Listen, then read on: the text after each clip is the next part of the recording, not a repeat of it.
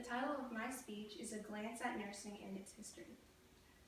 Did you know that nursing began hundreds, even thousands of years ago?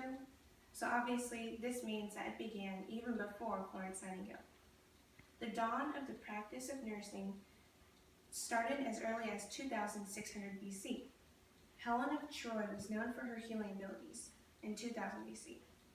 By 1500 BC, women could go to medical school. Many years later, Florence Nightingale invented her nursing program. Also, nursing today is quite different. I chose to give my speech on the history of nursing because I greatly admire the nursing profession and I want to become a nurse someday.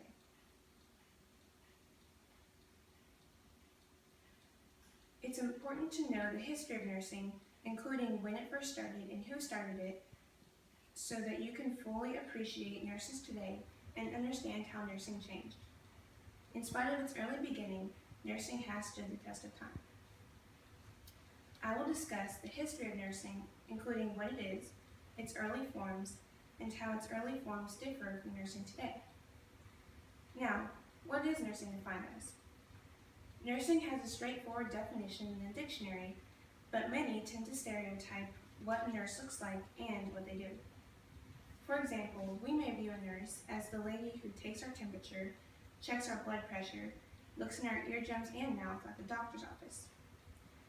According to the nursing section of Britannica Online Encyclopedia's website, last updated in 2016, authors Patricia D'Antonio and Karen Buehler-Wilkerson define nursing as the profession that assumes responsibility for continuous care of the sick, injured, disabled, and the dying. Another definition from the Dictionary of American Slang website defines a nurse as a person formally educated and trained in the care of the sick or the infirm.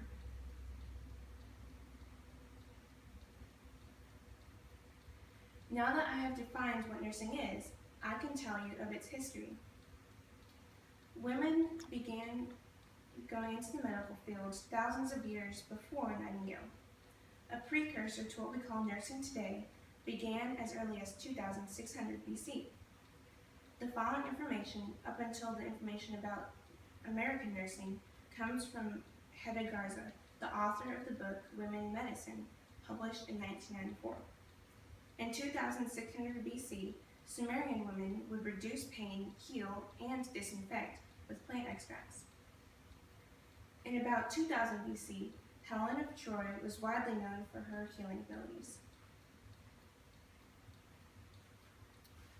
Rome conquered Greece in 146 BC. Thus, Romans sold Greek women healers. Greek healing women were purchased by the wealthy to teach their new mistresses of their healing ways. During the year 1500 BC in Egypt, the medical school in Heliopolis allowed women to enter the program. In the mid-1800s, a more modern form of nursing was started by Florence Nightingale. Florence Nightingale is considered the founder of nursing, and she is also called the Lady with the Lamp. In October of 1854, Nightingale was officially called the Superintendent of the Female Nursing Establishment of General English Hospitals in Turkey. Florence Nightingale earned that title when she gathered a group of nurses and took care of wounded British soldiers in Turkey.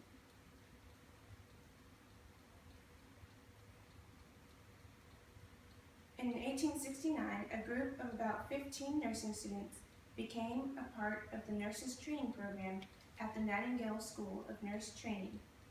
This school was located at St. Thomas's Hospital in London.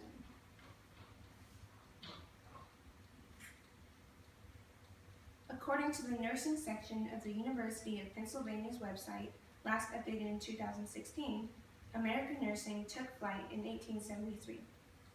In that year, 3 nurse training schools opened. These schools were based on theories put forth by Florence Nightingale. In spite of its early beginning, nursing has stood the test of time, although it has changed quite a bit. There are several differences between Nightingale's nursing and modern nursing.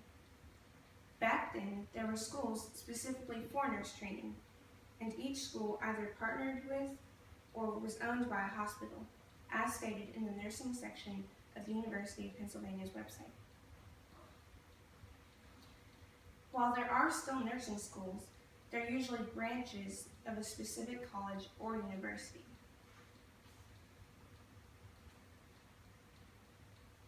In the nursing section of Encyclopedia Britannica's website, last updated in 2016, the history of nursing shows that, starting in the 1930s, the demands of patients' care caused hospital staff members to be trained nurses, not student nurses. Trained nurses had already graduated from nursing school. However, student nurses were still in nursing school.